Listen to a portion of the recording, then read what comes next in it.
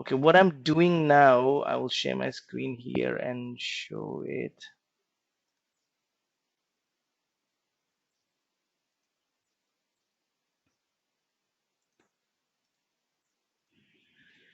Okay, hi everybody. Thanks for joining.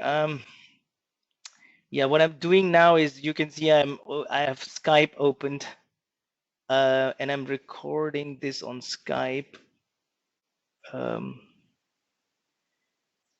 oh, why did this Skype didn't record? 1 second.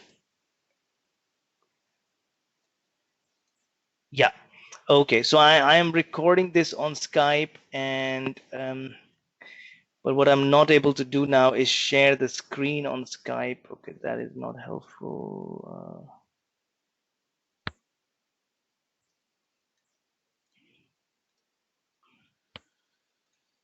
This is not helpful last minute. Also for you guys. Okay, let's try to do it like this. We'll see how it goes. So yeah, I wanted to focus today on just doing the assignment again, and it's really important that yeah, that you guys take the assignments a bit more seriously now, because this is also a bit of a practice for doing, let's say, the end of the semester exam, doing some sort of a paper submission, for some of the assignments that may be graded later on. So I understand it's maybe difficult and it's just a beginning, so you can sort of take it a little bit easy, and you were trying to understand. Okay, yeah, let's try to understand this topic. It could be difficult because we just started, but please, I mean, at least the attempt has to be made by everybody around the assignment. And what I saw was that only some of you submitted. So some things to quickly check around Google Classroom first. Hopefully you guys can still hear me and see me. Um, um, everybody needs to have access to Google Classroom. I got some help from, I think, Isa, to kind of get all the student, names and email addresses of the students listed. So I've shared that as well. Make sure your name and email is correct in that. I saw some responses where the email address was not correct. I will correct it in the main sheet. And that is important because that's the best way for us to stay in touch on all the assignment work, and make sure that you don't miss or forget, or are missed out from any of the communication. Now, one thing we can spend a few minutes on is how do you post your questions, or how do you post back the assignment on Google Classroom. So I can actually show it quickly so you can see how this is done. So if I go here, this is our Google Classroom. I've, in this screen, I've logged in as not the teacher as my own self, but like more my own self. This is not the administrator account for this classroom. It's actually this one. Um, the administrator account is actually this one. Where is it? It's got the UNAS symbol. So yeah, this one is the administrator account, and this one is my own normal. This one is my normal account where it says we. And so, if I want to post my assignment, I open my assignment. So I opened it here, and I do my assignment. So I do it here right away. I put test here just to test it. I can say test Vinay, and then I can turn it in, or I can submit it, meaning I can turn in. It's called turning in Google, Classroom setup is called turning in. So if you press turn in, then it says, okay, well, you're late to submit it, but you can turn it in, and let's see what it does. So just to test it, and you can put it says, okay, turn in your work, you want to submit it. I say, yes, submit it. And then you can also post some private comments to me as the professor. And I did receive some private comments from some of you asking, have you received it or not, etc. But that's good. That's good. So I will respond to those. I will come here and I will respond to those. So that's a way to address the assignment, or to kind of do the assignment. Now, if you want to post a general message, let's say I'm still logged in from here as a normal student, and you want to pose a question to me, or you want to pose a question to the class, you can say to, you just say to Professor Tiwari, for example, uh, you know, um, um, test A, B, C, or whatever that is, right? So you can just, you post it, and you say, hey, post, and then everybody can see it, and I can also see it. So this is where you want to share something with the class, whether it is, any topic. So whether it is like, hey, where can we find the lecture slides, or where can I find whatever video link, or what was the assignment last time? You can just post it here, and everybody can see it, and I can also see it.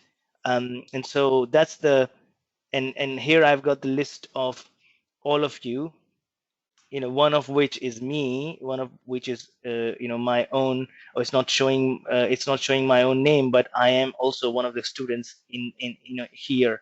um, and yeah, that's just to make sure we have, just to make sure that I can see what you see as well. So if you're stuck somewhere, I can do it.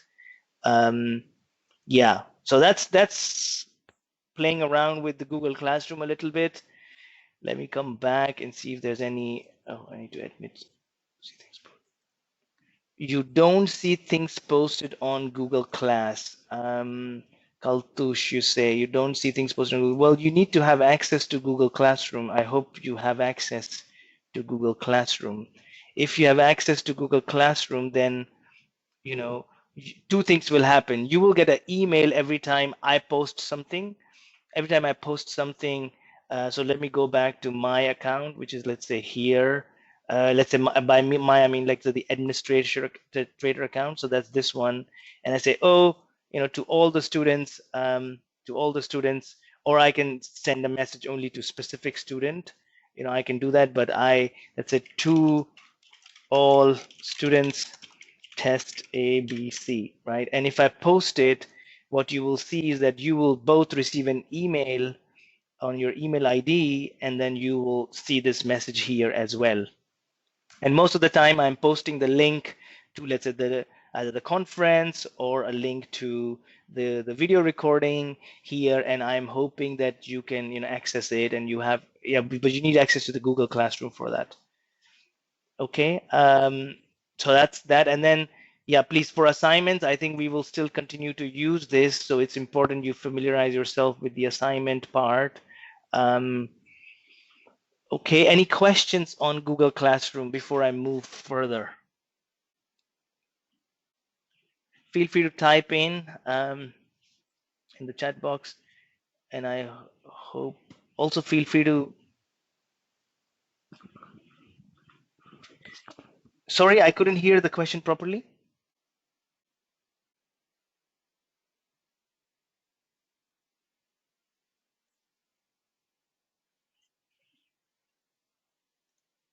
Oh, today you mean? Today, why am I using the Google invite instead of Zoom? Okay, maybe you were a bit late, Murabit. So we only have one Zoom account with the academy, and I had reserved it for our normal class at this slot. But when I was trying to log in, it is already being used by another professor for another class, and that's that's something. Yeah, I apologize for. I mean, I already put in this class for for many weeks, right? It's not the first week, but I think this new professor put it at the same time, and he has a lot more students right now. So, and his is sort of 2.5 hour class. So I try to break it, but then it's not helpful. So I just we're gonna move our class, this one, to Google Meet. If this works for everybody, we might move permanently to Google Meet. If not, we will go back to Zoom. So that's the reason. Okay. Any if no questions, then let's keep moving because I want to cover a few other things. So please, yeah, familiarize yourself with Google Classroom, familiarize yourself with posting messages. Feel free to post some test messages. It's okay. You can also delete the message after after you have tested that it has been received. Like, here I am, I posted this message. I can also delete it. So I just say, okay, this is deleted. So you can try that around a little bit. Okay, then let's go to what the assignment was. So we will go a little bit more in detail in the assignment. I had suggested please read chapter 3 of the book. It had few important concepts. One of the important concepts was the Porter's five forces, and also what kind of business strategy do companies choose, from, let's say, product differentiation or low cost leadership. We talked about those things in the last lecture, and I wanted you guys to try that knowledge, or try that concepts in this case study. Now, I mean, of course, um, only 4 people submitted till the deadline, which was yesterday. Today I received quite some submissions, so I can quickly go here and see. I think about 11 or 12 people have submitted out of, yeah, I can see about 14 people have submitted. So still a big part of the class did not submit the assignment, and it's a check. It's a check to see if can you access everything, and also it's a check to see, hey, are you getting warmed up and ready for the assignment, because this is the way we will test and do some quizzes. This is the way we will do the end semester exam, etc., etc. So it's quite important that you get into the habit of doing the assignments. And again, I mean, you have to take this seriously, because if I encounter that you have not submitted an assignment 3 times, without informing me, so always there can be some situation for which you can't meet the deadline. Everybody faces that. So something has happened at work or at home and you can't meet the deadline. Please inform me about it. Either by sending a private message on Google Classroom or sending on WhatsApp, whatever that is. You inform me. If you inform me before the deadline that you are late and you give me a reason, that's okay. But if there is no specific reason and you're late more than 3 times, then I have to take a bit of an action here. So I really suggest that please take this seriously. This is the only way to test if you're understanding what I'm saying or not. Some of these concepts can be very easy to use. Some of these concepts can be difficult, and I'm here to help. So if I see in the assignment submission back that, hey, a lot of people have not got it right, well, then we will spend more time on it, right? How else will I know that we need to spend more time on this topic, right? That's my mechanism and feedback to know that we have not understood this and we need to spend more time on it. And that's all perfectly fine, but not doing an assignment is not acceptable to me. So that's important to know. um, um, yeah, and again, for all the students who have still not submitted, I'm still expecting you to submit it. You have another day to submit it. um, you know do whatever you can. If you can't do all the 3 questions, do one of the 3 or 2 of the 3, whatever, submit it, so that I have a benchmark to begin the quizzes and begin sort of preparation for the exam later this semester. So we will of course share with you much more in advance when we're going to have the quiz or an exam, but you need to start to do the assignment a bit more seriously. Okay, let me see if there are other questions. When I click turn in, it takes to my drive. Okay, is it okay if yeah, it's okay to submit your assignment as a PDF. So that's something you can, again, as long as you do it on Google Classroom, it should be good. Now, someone is saying, Faitan is saying, if you press turn in, it takes you to your drive. Um, well, if you've opened the assignment through the classroom, then turn in may take you to your drive, but it has also posted it to me. So like, look, I'm now going to look at, I added that tested, I added a few kind of dummy sentences to my assignment, and here I can see it. So when I turn it in, it may be saving it on your Google Drive, that's true, but it is also sharing it with me. So don't worry about it. You can always ask me a question that, hey, I submitted, have you received it or not? A lot of people did that, and I went back and said, yeah, I've got it, don't worry, I've got it. Yeah. So that's a way to communicate. Yeah, and yeah, that's really important. Okay, let's move on, and we will solve one. I mean, I'm looking at the time now because we lost a lot of time with the Zoom and Google Meet settings, but we will do one or maybe two questions today in the class, and that again hopefully gives people who have not submitted the assignment an opportunity to revisit the concept and finish the assignment. So, okay, the case study was about Starbucks, right? So let me just go to the case study quickly. Everybody knows, or if you don't know, maybe I can share. So Starbucks is basically is a company that sells coffee.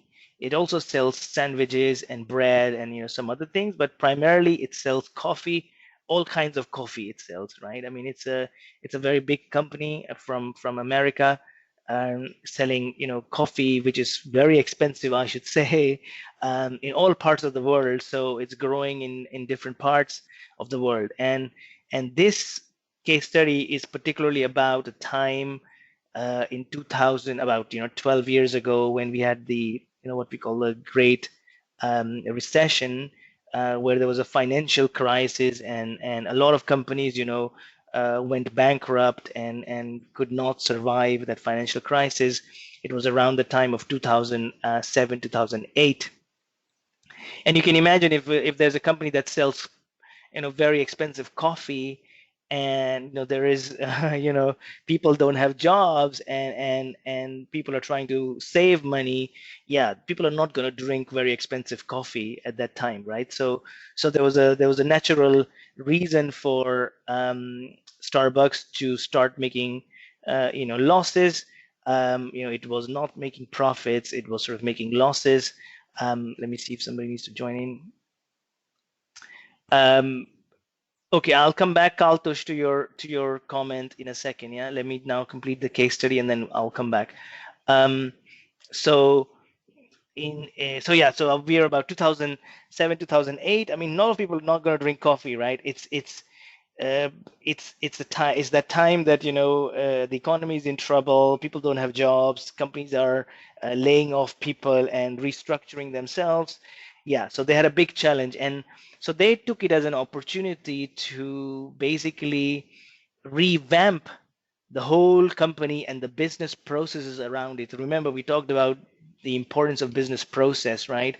And so they took this opportunity to basically revisit the company's strategy and say, oh, how can we um, redo our business processes, our technology, so that we can be more competitive in this kind of new world after 2008. And they did many things, and what you will read in this case study is that a lot of those things were actually technology driven. So a lot of those things were technology driven. And so this is what the case is about. And the case says, hey, can you first, the first question is, can you analyze Starbucks using the Porter's five forces, right? Competitive forces and value chain model. So uh, this one is largely about Porter's five forces. Can you use Porter's five forces to analyze Starbucks as a company? The second question was about, what is Starbucks' business strategy, and what role is technology playing in that business strategy? So once you read the case, I think you should also have an opinion about that. And then the third one was, how much has technology helped Starbucks compete in the market? Explain your answer by giving some reasons as to how you think it helps Starbucks to compete, right? And so all the questions, very interesting questions, and you do need to understand a bit about, oh, how does technology help in improving business processes? You need to understand a bit about, hey, how do we understand the competitive forces, or the Porter's five forces model? How does it work? You need to understand about what kind of business strategies are there.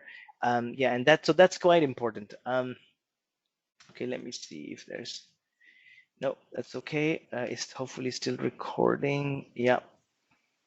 Let me go back. Okay, let me go back. So, okay, yeah, and so let me repeat the Porter's five forces and the main strategies that exist, right? And then I also have, and then we can also apply it to Starbucks. So maybe we can do that in today's conversation. So anytime you get a question about, hey, how competitive is a company, or how, determine the competitive forces of a company, first thing you should think about is Porter's five forces model. So it's, here it's called Porter's competitive forces model. It has these five things. The first thing is new market entrants. Yeah, so that means, and maybe I can go to this slide now, because this is, I created this slide to just help everybody to say, okay, what do we mean? So the first force is about threat of new players. Okay, so can somebody come in and disrupt this whole Starbucks organization?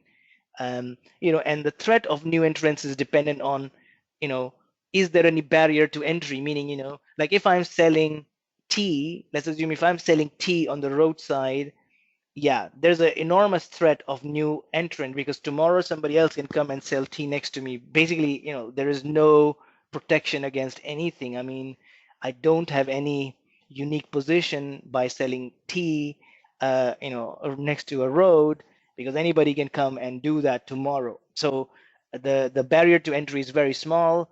You know, economies of scale is another reason, or approach where you can make it difficult for people to enter. For example, the reason we are using Zoom and Google is because that's what everybody uses and knows. And so that's an economy of scale. Now, to create a new conferencing platform, of course, you can still do that, because technology-wise, it's not that difficult to do, but user-wise, it will be difficult, because somebody needs to now understand, hey, how do we work with new XYZ app? Right. So brand loyalty is another one. So if people are already going to Starbucks and they like to go to Starbucks, then that's a good power that you hold. And it's your competitive power, because you may not want to go to another coffee shop, just that is, just XYZ coffee shop next to Starbucks. So those are examples of, can new entrants come in? And in the case of Starbucks, I'm expecting everybody to sort of have these four boxes, five boxes drawn, and write down what is the situation for Starbucks. So of course, Starbucks has threat of new entrants. There could be new coffee shops opening next to where Starbucks is. But how will it capture? How will it sort of control for it? Okay, the customers of Starbucks are fairly loyal, and they like the customer service they get. So yeah, we have a bit of a balance in that force. It's not that easy for a new entrant to take away customers from Starbucks. The other one is threat of substitute products, right? So um, let me go back. So threat of substitute products for coffee. Think of it for coffee. Why do people drink coffee? I mean, people drink coffee so that they can stay awake. They can get some extra boost of energy. They can just, while working, or while, trying to concentrate on something, they have, good coffee that can get their brain working. Okay, energy drinks can do the same thing. Smoking can do the same thing, right? um, uh, Eating something else, like somebody who likes to eat, I don't know, chewing gum, or having chewing gum like every day, or every moment when you feel like, hey, I want to concentrate, I'm eating chewing gum. I mean, all these things are potential substitute products for coffee if you're having coffee for energy purposes, right? You want energy from coffee, but you're having coffee from if you're having coffee from the purpose of enjoying it, okay, then also there are other things. People could have a better drink, like I don't know, Coca-Cola, or another soft drink, or a smoothie made with fruits and ice, or whatever that is. So there is a threat of substitute products. So what makes Starbucks so unique, and do they have actually any power against the substitute products? That's something I'm looking for you to at least think about and note down. It doesn't have to be 10 bullet points per item, but just one or two bullet points is good enough. Then in terms of bargaining power of suppliers, uh, who are your suppliers? So what does Starbucks need to make the coffee? It needs coffee beans. It needs coffee beans is the biggest or most important thing.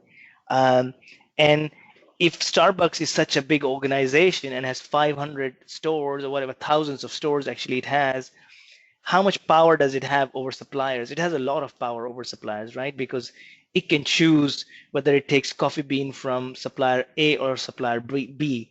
So supplier A and supplier B need to keep their prices in check, and Starbucks can tell them basically, if you don't give it to me in this price, I'm going to take from supplier XYZ.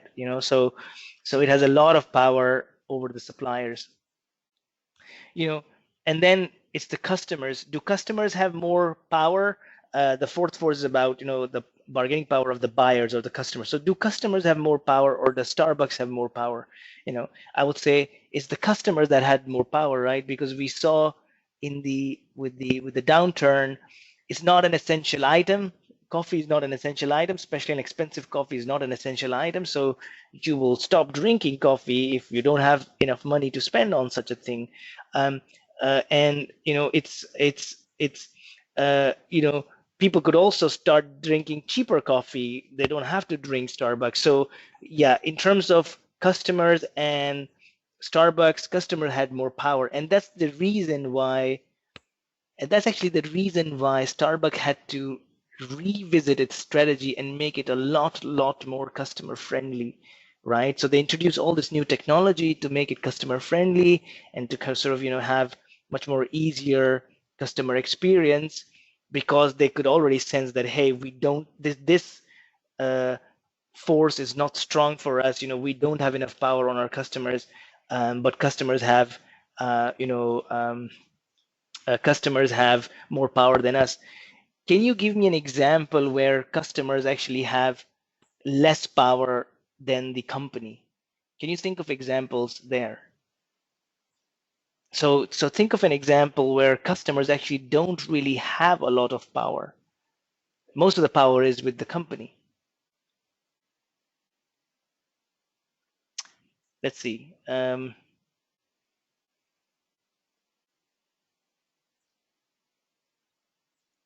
Can people type it in?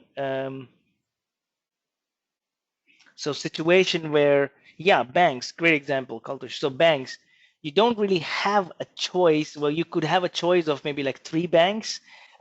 If your country has gone through a banking revolution, then you have probably 50 banks available. But if not, you don't really have a choice. Correct. So essential food items, that's again, as a customer, you don't really have a lot of choice. You just have to consume what is there. Another example would be, you know, um, uh, traveling internationally with airlines, right? I mean, of course, nowadays we have like a lot of airlines available to us, but if you live in a city, in a country where there's only one company flying out, where there's only, there's only one company basically that will fly out of that city, who has more power?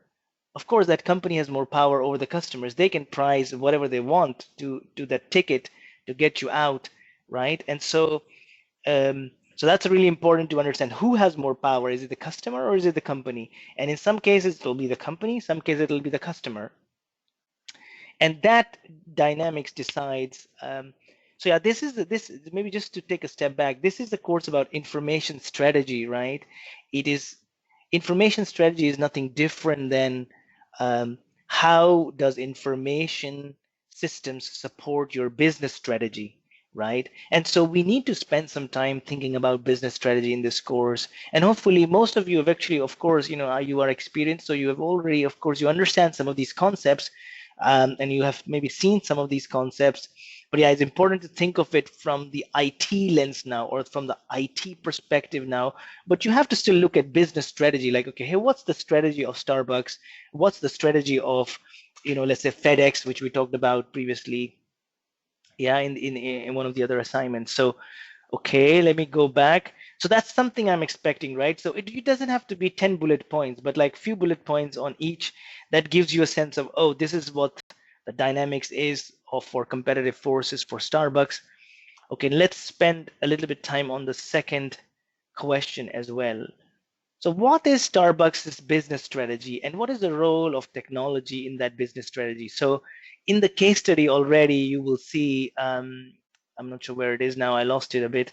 Oh yeah, it's here. In the case study, you will already see that it says Starbucks pursued an aggressive product differentiation strategy, right? We talked about in the last class that there are roughly four generic strategies, right here on your screen. So there are roughly four generic strategies. Let me make it highlighted. Yep. You can either be low cost player. Um, you can either have product differentiation. So just maybe to go back, low cost player means you're competing based on lower cost. Your product is always the lowest cost compared to other products, and hence, most of the customers will come towards you and buy it from you because you have the lowest cost.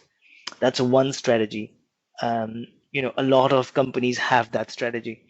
Um, the second one is product differentiation, meaning you have a product that is different from what is there in the market. And so Starbucks wanted to more aggressively pursue product differentiation strategy, meaning they wanted to make their coffees or the experience they provide, if you go to Starbucks, very different than any other coffee shop. Any other coffee place that you go, you will not get this experience. Maybe the coffee will not be that good. Maybe the people serving will not be that good. Maybe the atmosphere will not be that good, etc. So they are pursuing product differentiation strategy. And then we'll come to the technology focus on it. Then the third strategy is that you focus on a niche market, meaning you look at the market, oh, it's too big. You say, oh, I'm only going to focus on this like 10% of the market that is very, very niche. So for example, I will only make a certain type of a shoe, or I will only make a certain type of a clothing, and that's it. I'm not going to make all kinds of clothes. I will only make you know t-shirts for basketball players. I don't know, I'm making it up, but which is very niche area you focus on. And then the fourth one is strengthening the customer and supplier link, meaning you will play the role of this intermediary, uh, and you will actually ensure that there's a much better connect, or let's say a much better way of connecting the suppliers and customers. So eBay is a very good example of that. Of course, Amazon is also a good example, because you see a lot of, it's not only Amazon, but there are a lot of third-party sellers selling stuff on it. And of course, what is happening is that it's not easy to have these strategies be very clean and clear. Like you will never find like there's only one strategy that they pursue and it's just that. Of course, it's a bit of a mixed bag. So you see, they will have one dominant strategy, though. They will have one dominant strategy, like product differentiation is their dominant strategy, but they will also focus on market niche, or they'll also focus on customer supplier link, something like that. So, but it's important to assess and understand that. Okay, so Starbucks was pursuing a product differentiation strategy, it says, and that requires it to make its product stand out to the customers and make the experience of visiting Starbucks stand out to the customers. And so how did they do that? So in the if you go back in the paper, you will see, if you go back in the paper, I mean, if you go back to the case study, you will see that they did many things. They revamped their in-store technology. They kind of uh, integrated their business process with wireless technology. um, you know they they created this thing called Starbucks digital network. So something particularly for the mobile devices, or customers with mobile devices, um, mainly made like a portal for them. So instead of going on your browser, you just through mobile device you can access this thing. They um, if you go to Starbucks, it has like a very good Wi-Fi network available. So they did these things, um, indeed, to make it different for their customers. Make their product differentiation kind of come alive. Um, Along with this, they also did a lot of things on their own business processes side. So they actually revamped their business processes. They became more lean. So that's the part where they're kind of focusing a little bit on the low cost leadership, right? Because they try to remove the cost by having let's say the people who were making the coffee, they were continuously improving the process so that coffee could be made faster, and people are not, people who are making the coffee are not sitting idle. If they're waiting for the machine to clean up before the next coffee gets ready, then they're doing something else in that time, etc. So they reviewed their processes, they made it more lean. uh, yeah, so that's something, that's so there's a technology aspect that they did, and there's, let's say, a business process improvement aspect or the lean aspect. So that's what I'm looking in the answers, right? That's what I'm trying to understand. If you guys understand what Starbucks did.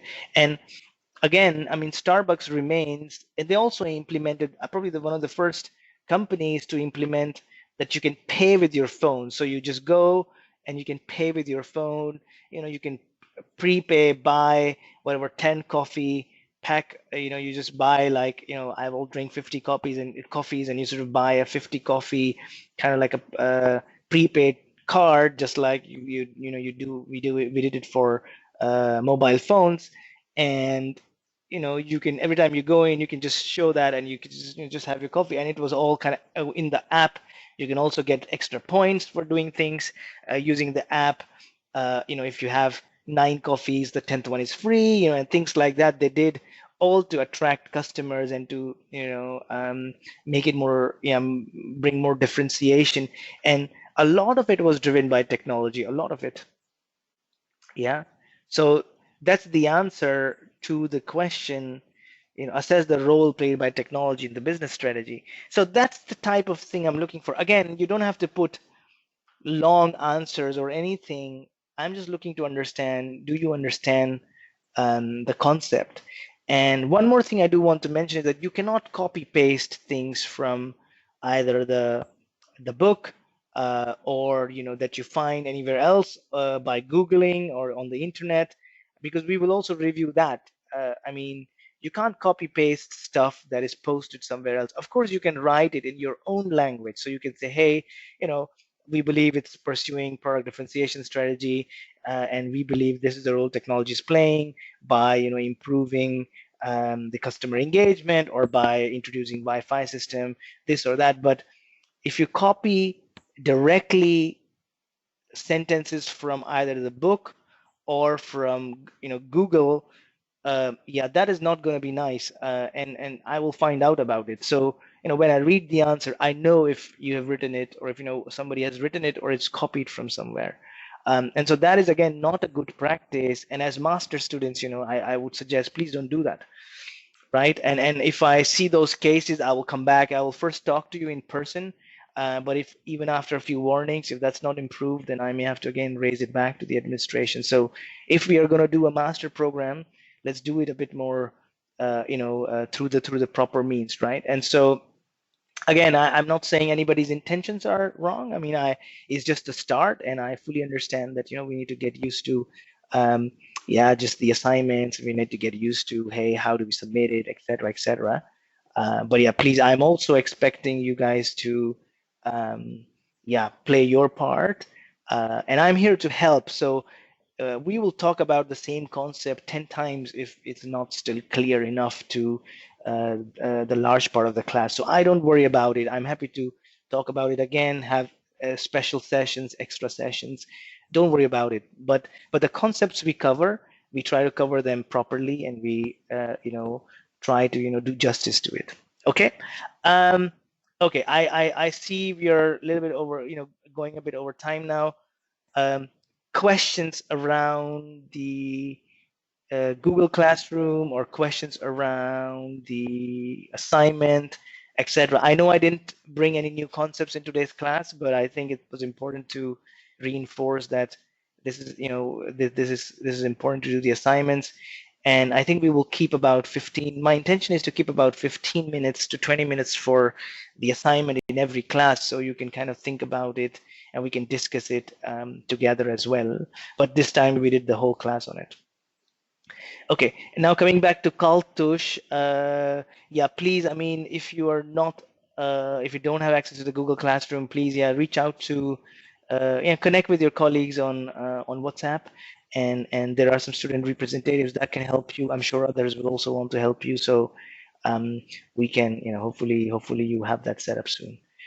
Um, Other questions, because I have one more thing to share before we end the class. Okay, if there are questions, you know where to post it, right? Go to the Google Classroom, post your question there. It could be a question for others, it could be a question for me, just mention it there. And I will come and answer it there so everybody else can also see the answer. It helps the whole class. Then the other thing I wanted to share was that we will have our emerging technology session on Sunday. I will check that the Zoom account is not being used by somebody else. I will make sure I check that for the Sunday class and update the invite if it is being used by somebody else. But the thing I wanted to mention was that we will go deeper into Power BI, right? That's what we talked about. We'll go deeper into Power BI. And I do want everybody to go and check whether they have access to Microsoft Learn portal. So I will put that in the Google Classroom, the link again for everybody to test, so that it's not a surprise when you show up in that class.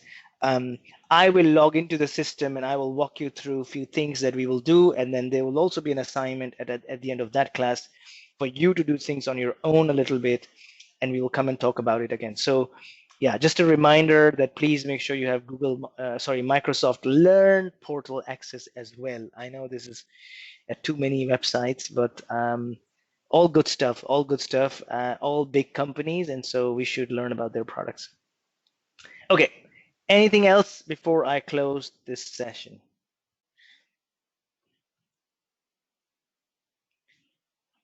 Uh, Feel free to put it in the chat if there's anything.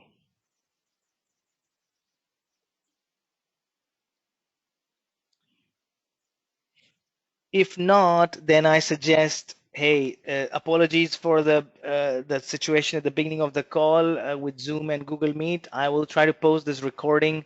Hopefully, it still has captured the slides. I hope it has in the recording for people who couldn't join. And then, yeah, please, work on the assignment. Please, it's really important. Okay, thank you very much. Have a good day. Enjoy your dinner and have a good evening. Yeah, thank you. Bye bye.